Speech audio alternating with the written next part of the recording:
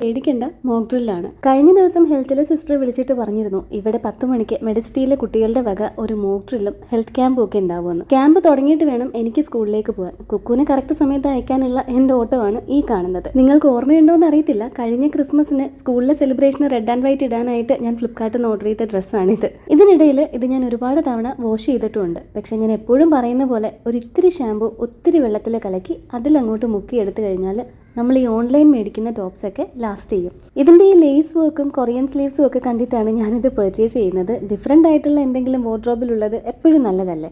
രാവിലെ എഴുന്നേറ്റ് ഞാൻ ചോറൊക്കെ വെച്ചിരുന്നു. അമ്മ തിരികെ തന്നെ തേങ്ങ എടുത്ത് ഒരു ചെറിയ ചമ്മന്തിയും കുറച്ച് മുട്ട ചിക്കിയതും അമരമ്പയർ കുക്കുവിനെ തീറ്റിക്കാനായിട്ട് അതിൻ്റെ കൂട്ടത്തിൽ കുറച്ച് ബീട്രൂട്ടും കൂടെ അരിഞ്ഞിട്ട് ഒത്തിരി തേങ്ങയൊക്കെ ചേർത്ത് ഞാനൊരു തോരനും ഉണ്ടാക്കി. ചെറിയ ബോക്സിൽ ഒഴിച്ചു കഴിക്കാനായിട്ട് കുറച്ച് രസവും വെച്ചു. കരിമീൻ മാരിനേറ്റ് ചെയ്ത് ഇരിപ്പുണ്ടായിരുന്നത് കൊണ്ട് രാവിലെ അതൊരു 3 എണ്ണം ഫ്രൈ ചെയ്തെടുത്തു. സ്നാക്സിനായിട്ട് കുറച്ച് ചിപ്സും ഒരു മുറുക്കും 2 ബിസ്ക്കറ്റും നട്ട്സും ഒക്കെ വെച്ചിട്ടുണ്ട്.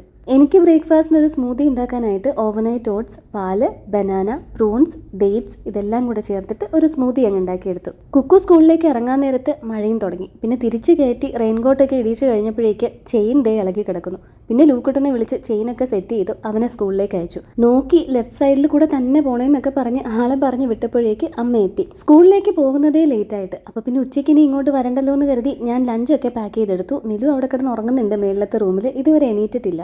അവർക്ക് കുറച്ച് ചെയേഴ്സൊക്കെ വേണമെന്ന് പറഞ്ഞിട്ട് കുരിശടിയിലുള്ള ചെയേഴ്സ് തന്നെയാണ് എടുത്ത് കൊടുത്തത്. ടേബിൾ 2 എണ്ണം എക്സ്ട്രാ വേണമെന്ന് പറഞ്ഞപ്പോൾ നമ്മുടെ വീട്ടിലൊരു ടേബിളും കൂടെ കൊണ്ടുപോയി ഞാൻ അവിടെ സെറ്റ് ചെയ്ത് കൊടുത്തിട്ടുണ്ട്. സർജറിയുടെ ക്ഷീണമൊക്കെ കഴിഞ്ഞ് കൊച്ചുപപ്പ അതേ കുട്ടപ്പനായിട്ട് പുറത്തിറങ്ങാൻ പോകുന്നു.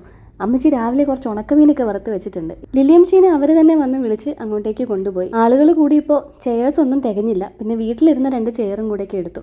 ഇവന്മാർ രണ്ടുപേരും അപ്പവും ചിക്കൻ കറിയൊക്കെ കഴിക്കുന്നത് കണ്ടപ്പോൾ എനിക്കും ഒരു ആഗ്രഹം. 2 പേരുടെ പാത്രത്തിൽ നിന്നും കുറച്ചെടുത്ത് കഴിച്ചപ്പോഴേക്ക് എൻ്റെ വയറ് നിറഞ്ഞു. ഇനിയിപ്പോൾ സ്കൂളിൽ കൊണ്ടുപോയ ലഞ്ച് പതുക്കെ കഴിച്ചാൽ മതി. അവർ ഡ്രിങ്ക്സ് ഒക്കെ റെഡിയാക്കിയിട്ടുണ്ടായിരുന്നു. നോക്കിക്കൊണ്ട് നിന്ന് എനിക്കും കിട്ടിയ ഒരു ഗ്ലാസ്. പെട്ടെന്നൊരു വെള്ളപ്പൊക്കം ഉണ്ടായിക്കഴിഞ്ഞാൽ എന്തൊക്കെ പ്രിക്കോഷൻസ് എടുക്കണമെന്നും എങ്ങനെ ധൈര്യപൂർവ്വം അങ്ങനൊരു സിറ്റുവേഷനെ ഫേസ് ചെയ്യണമെന്നും ഒക്കെയാണ് അവർ മോക്ക് ഡ്രില്ലിലൂടെ പറഞ്ഞു തന്നത്. ഇവിടെ വെള്ളപ്പൊക്കം വന്നില്ലെങ്കിലും കടലുകയറ്റം ഉണ്ടാകുമ്പോൾ ഈ കണ്ടതൊക്കെ നാട്ടുകാർക്ക് ഉപകാരപ്പെടും. നിലു അപ്പോഴേക്ക് എണീറ്റിട്ടുണ്ടായിരുന്നു. അമ്മ അവനെയും കൊണ്ട് സിറ്റ് ഔട്ടിൽ വന്ന് നിന്ന് പരിപാടി കണ്ടുകൊണ്ടിരുന്നപ്പോഴത്തേക്ക് അവൻ എന്നെ കണ്ടു. പിള്ളേരുടെ കയ്യിൽ നിന്ന് ഒരു ഗ്ലാസ് ജ്യൂസ് മേടിച്ച് കൊടുത്തു കഴിഞ്ഞപ്പോഴേക്ക് ആള് സെറ്റ്. ഞാൻ അങ്ങനെ ലിബുക്കുട്ടൻ്റെ കൂടെ കയറി സ്കൂളിലേക്ക് പോവുകയാണ്. എനിക്കിന്ന് 3rd അവർ ക്ലാസ് ഉണ്ട്. ഫസ്റ്റ് 2 പീരീഡ് ഫ്രീ ആയിരുന്നു. കറക്റ്റ് ക്ലാസ് തുടങ്ങാൻ സമയമായപ്പോൾ സ്കൂളിലെത്തി. സപ്പോർട്ട് ചെയ്യുന്ന എല്ലാവർക്കും ഒരുപാട് താങ്ക്സ് ഉണ്ട്. അടുത്ത വീഡിയോയിൽ കാണാം.